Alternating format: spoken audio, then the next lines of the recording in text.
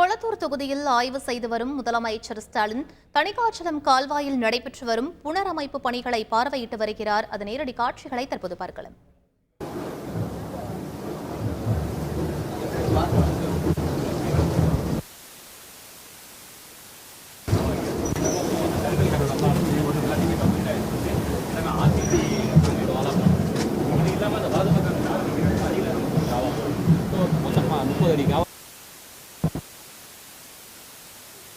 மூணு கிலோமீட்டர் வரீங்க. 3 கிலோமீட்டர்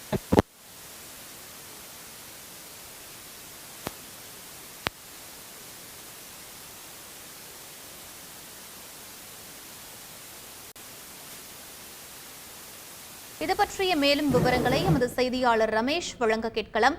வணக்கம் ரமேஷ், முதலமைச்சரின் இந்த ஆய்வு தொடர்பான முழு விவரங்களை பதிவு பண்ணுங்க.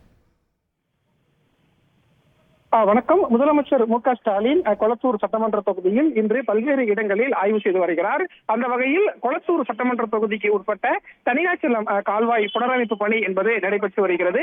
இந்த புனரமைப்பு பணியை தான் முதலமைச்சர் மு.க. ஸ்டாலின் இப்போது நேரில் பார்வையிட்டு வருகிறார். குறிப்பாக வடகிழக்கு பருவமழை இன்னும் அக்டோபர் மாதம் தொடங்கும். அப்போது சென்னையில் கனமழை கொட்டி தீர்க்கும் போது நிறைய இடங்கள்ல தண்ணீர் தேங்குவதற்கான வாய்ப்பு இருக்கிறது. அந்த இடங்களை எல்லாமே மாநகராட்சி கணக்கிட்டு பணிகளை என்பதை மேற்கொண்டு வருகிறது.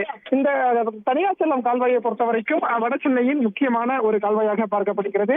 பருவமழை காலங்களில் மழைநீர் வடிகால் பணிகளுக்கு இந்த கால்வாய் ஒரு முக்கிய பங்காற்றி வரக்கூடிய சூழல்ல தான் இங்கு மேற்கொள்ளப்பட்டு வரக்கூடிய அந்த புனரமைப்பு பணிகளை முதலமைச்சர் மு.க. ஸ்டாலின் இப்போது நேரில் பார்வையிட்டு வருகிறார்.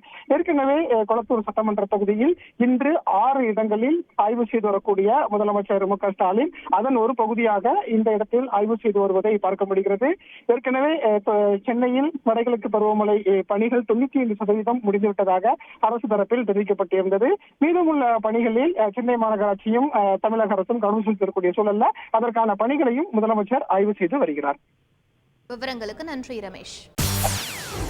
செய்திகளை உடனுக்குடன் தெரிந்து கொள்ள உடனே சப்ஸ்கிரைப் பண்ணுங்க.